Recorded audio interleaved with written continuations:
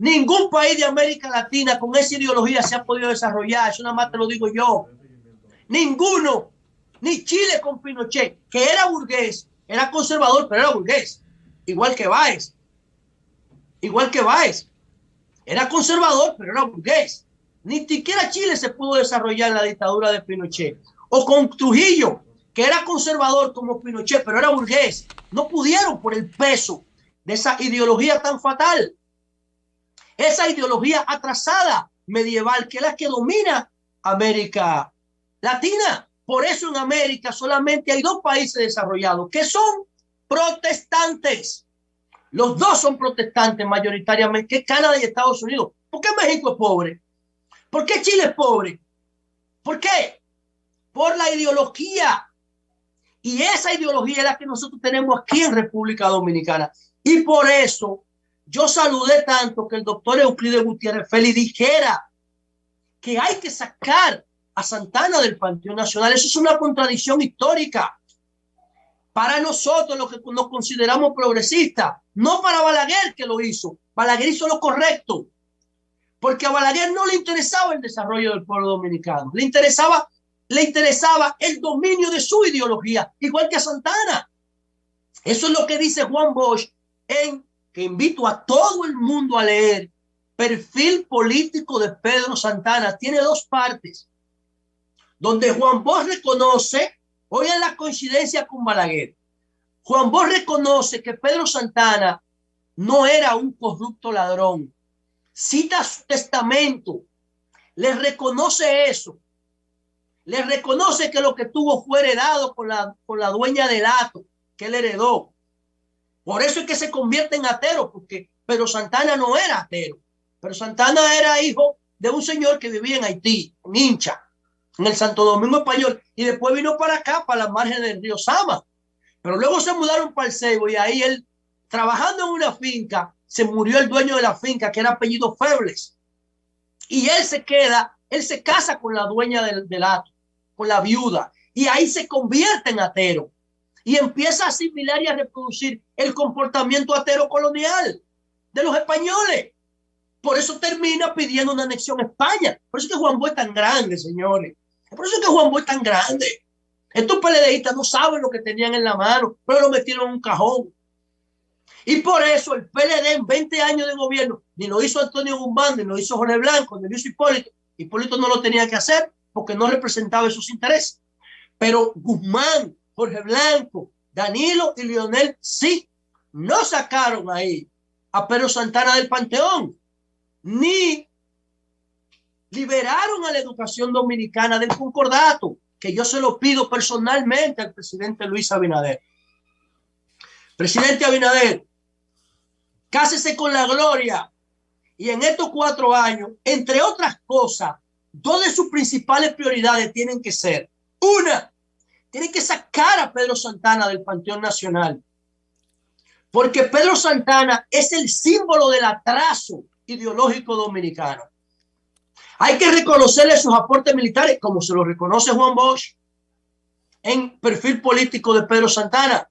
Hay que reconocerle su vocación de renuncia al poder, no a la dominación, como se lo reconoce Juan Bosch en Perfil político de Pedro Santana. Pero el mismo Juan Bosch dice, él creía en un Estado, pero no creía en el proyecto dominicano, no creía en la patria dominicana, no creía en el proyecto nacional. Eso es lo que termina diciendo Juan Bosch en Perfil político de Pedro Santana. Y el último párrafo de Bosch dice, y por esto no debe ir al Panteón Nacional. Eso es lo que dice Juan Bosch.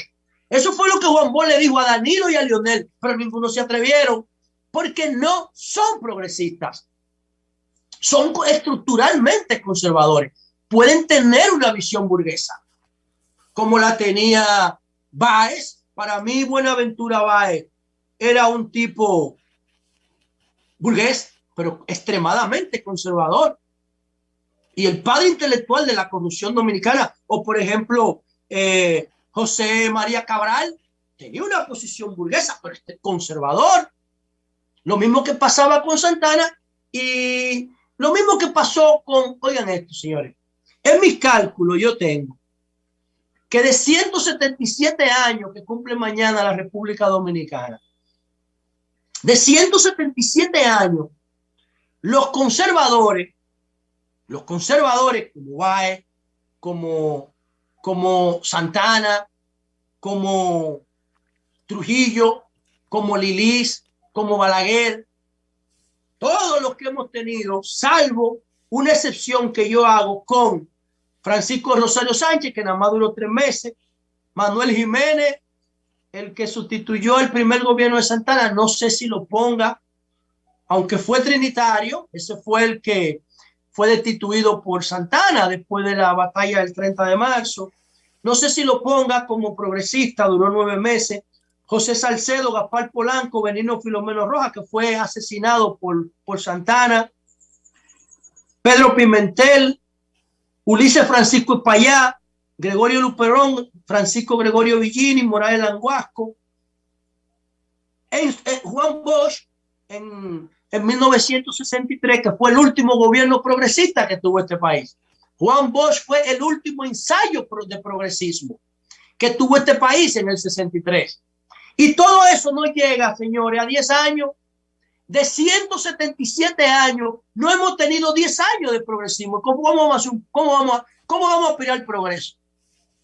Si en 177 años no hemos tenido 10 años de ideología progresista. Y yo digo que en República Dominicana nosotros tenemos que fundar una escuela del progresismo. Una escuela ideológica. La ideología es fundamental. Los proyectos que no tienen ideología son animales, son pragmáticos, desechables. Es el comportamiento sin ideología, es un comportamiento animal. Por eso es que el conservadurismo se parece más al pensamiento animal, porque el conservadurismo no cede al futuro, al contrario, retrasa el futuro. ¿Y a qué viene a cuento todo esto? Bueno, señores, mañana es día de la independencia y nosotros en medio de ese acontecimiento histórico, 177 años, nosotros tenemos un debate educativo. Y aunque las encuestas están diciendo, la que publicó Educa, que el 60% de los padres solamente quiere una vuelta parcial a la escuela, 2 o 3 horas a la semana, dice la encuesta, y el 40% no quiere que vuelvan, ya aquí se está gestando un movimiento basado en mentiras para que los niños vuelvan para la escuela. Así se expresa el pensamiento conservador. Que se jode el futuro, vamos a salvar a nosotros el presente. Esa es la diferencia. ¿Cuál es la diferencia entre el pensamiento conservador y el pensamiento progresista? Que para mí es lo único que tiene base científica en ideología. Esas dos visiones. El conservador, para no sacrificar sus intereses personales o de grupo, perjudica a la colectividad, perjudica a la sociedad. El progresista sacrifica sus intereses personales o de grupo para que avance la sociedad. Esa es la diferencia estructural entre el progresismo y el conservadurismo. Esa es la diferencia estructural.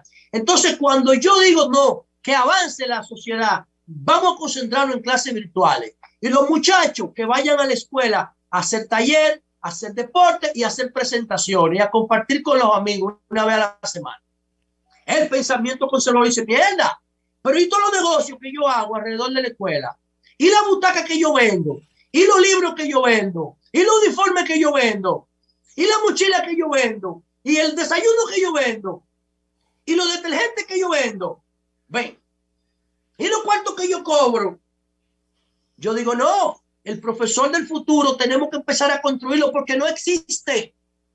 El profesor que va a guiar a las nuevas generaciones en la educación virtual no existe. Tenemos que hacer una reforma con los existentes, a ver qué sacamos de ahí.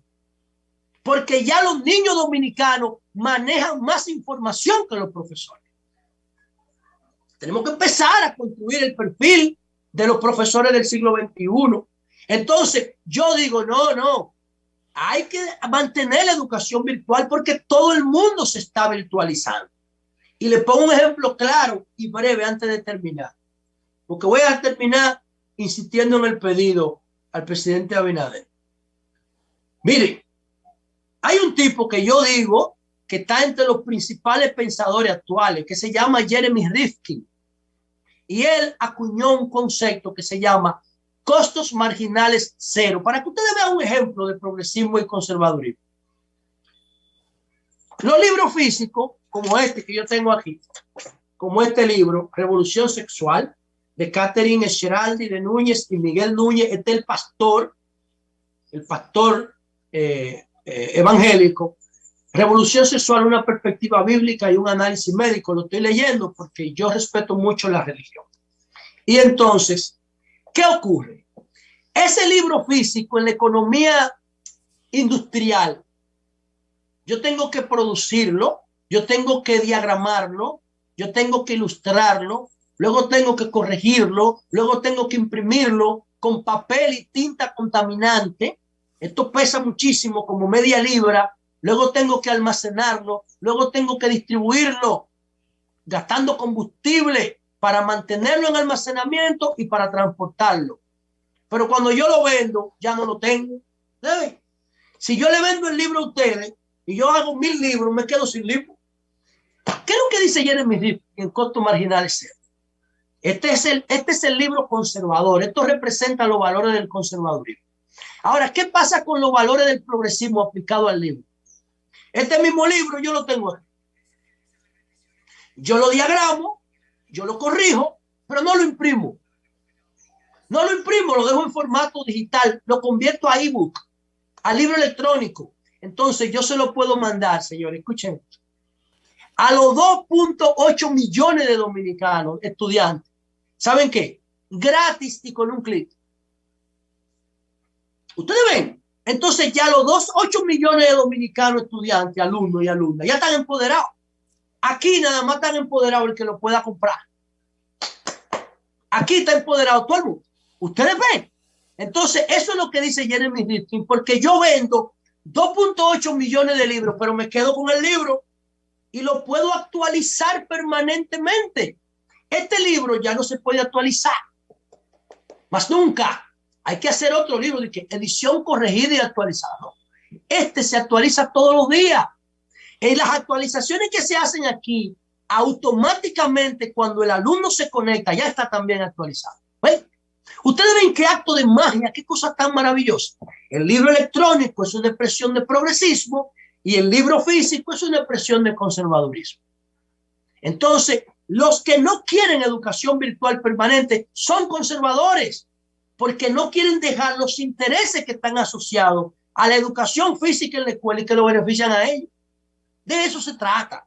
Entonces, yo quiero terminar reiterándole al presidente Abinader el llamado. Tenemos que hacer un movimiento para que el gobierno saque a Santana del Panteón Nacional, porque Santana y Báez son el símbolo no solamente del conservadurismo, sino también de la corrupción dominicana. De la corrupción dominicana. Empezaron a irrespetar el Estado. Santana no aceptó asumir la presidencia de la República después del golpe de Estado a Francisco Rosario Sánchez, hasta que no modificara la Constitución para poner un artículo que él quería, el 210. Oigan eso. O sea, en el mismo momento en que nace la Constitución, ese tipo la viola y la adecua a sus intereses, creando la cultura del irrespeto a la ley. Él es el que la crea con el artículo 210. Después destituye al presidente Manuel Jiménez, el que permitió que volvieran los trinitarios. Manuel Jiménez. Con el golpe de Estado después de la batalla de las carreras. El mismo Santana. Hasta que se pelea con Báez. Eran socios.